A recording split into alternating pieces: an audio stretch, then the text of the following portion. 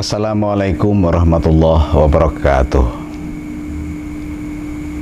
Pada cerita hikmah kali ini kita akan bercerita tentang rasa bersyukur. Berterima kasih kepada orang lain pada hakikatnya bersyukur kepada Allah Subhanahu wa Ta'ala. Manakala kita bersyukur kepada Allah Subhanahu wa Ta'ala, artinya kita ridho terhadap ketetapan Allah. Ini ada cerita menarik. Ceritanya ada seorang suami yang sangat sayang sama istrinya. Suami itu pulang kerja, kemudian mampir ke pasar, lalu membeli 2 buah semangka. Dibawalah semangka itu pulang, sampai rumah dibelahlah semangka itu. Tentunya semangka manis, segar. Akhirnya oleh istrinya dibelah dan dimakan bersama-sama. Ketika makan, istrinya bilang, "Waduh, semangkanya nggak manis, hambar. Gimana ini? Semangkanya nggak manis." Marah-marah dia. Si suami karena rasa sayangnya tersenyum melihat istrinya marah-marah begitu. Kemudian ditanya, "Ya istriku, kenapa kamu marah-marah?" "Ya ini hambar, nggak ada rasanya, ini semangka."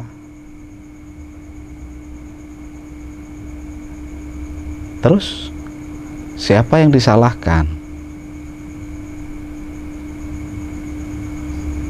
Kalau menyalahkan pembeli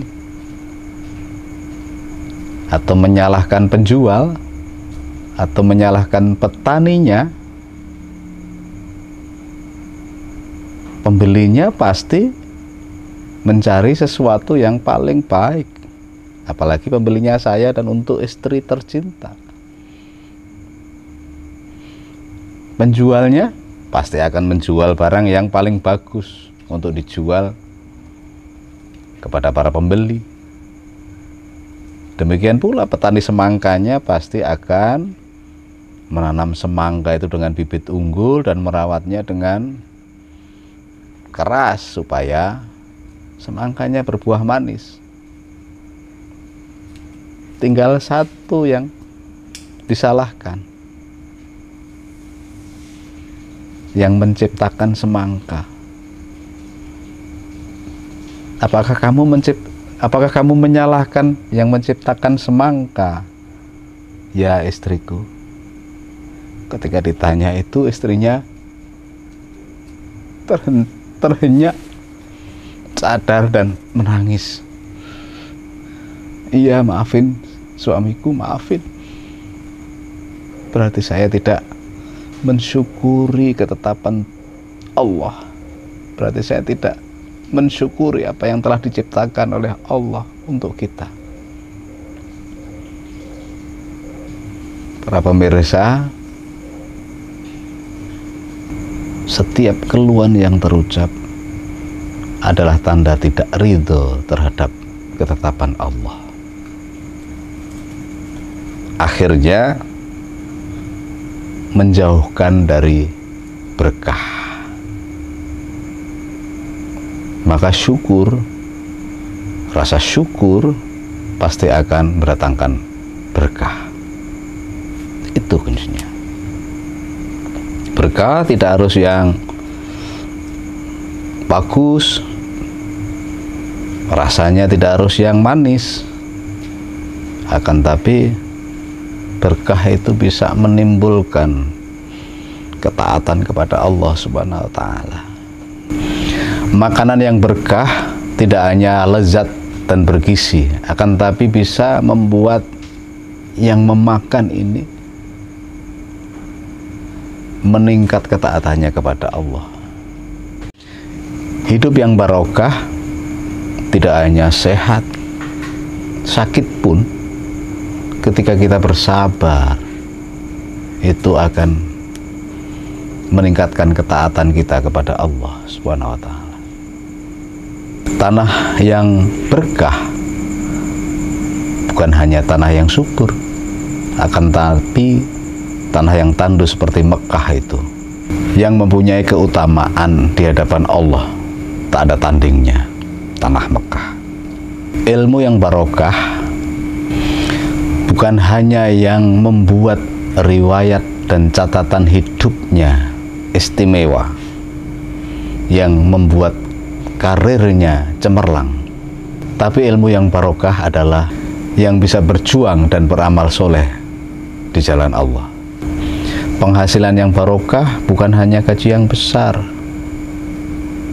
dan harta yang melimpah, namun penghasilan yang barokah adalah yang bisa menjadi jalan rezeki bagi sesama,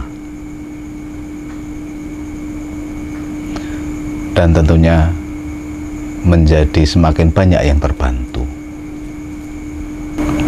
Anak yang barokah adalah bukan saja anak yang lucu ketika masih kecil, imut masih kecil, menyenangkan ketika masih kecil, dan ketika dewasa mereka bisa sarjana, bisa berkarir, bisa sukses, bisa mendapat pekerjaan yang wah, jabatan yang hebat. Tetapi anak yang barokah adalah anak yang selalu taat kepada Robnya, dan anak yang selalu mendoakan orang tuanya. Itulah berkah atau barokah. Sering kita melihat seseorang yang kelihatannya ya biasa-biasa saja, orang yang kelihatannya tidak begitu berkecukupan, akan tetapi keluarganya ceria, keluarganya sehat.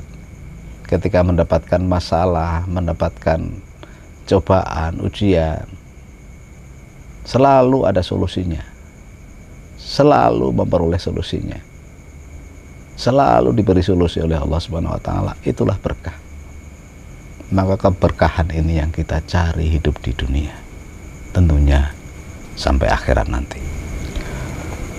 Terima kasih. Semoga cerita ini bisa memberikan inspirasi kepada kita semuanya, dan tentunya bermanfaat bagi para pemirsa. Assalamualaikum warahmatullahi wabarakatuh.